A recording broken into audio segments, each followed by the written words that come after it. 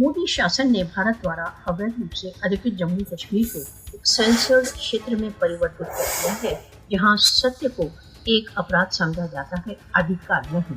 भारत द्वारा अवैध रूप से अधिकृत जम्मू कश्मीर में स्वतंत्र पत्रकारिता को छापों, गिरफ्तारियों, भय तथा निरंतर सर्वेलेंस के द्वारा बहुत व्यवस्थित रूप से कुचला जाता है।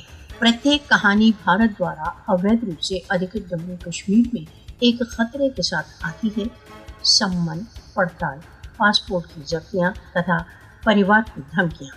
अनलॉफुल एक्टिविटीज प्रिवेंशन एक्ट जैसे काले कानून अंततः भारत द्वारा अवैध रूप से अधिकृत जम्मू कश्मीर में नागरिक स्वर को शांत करने के लिए राष्ट्रीय सुरक्षा हेतु सशक्तिकरण के रूप में अभिव्यक्त होती हैं।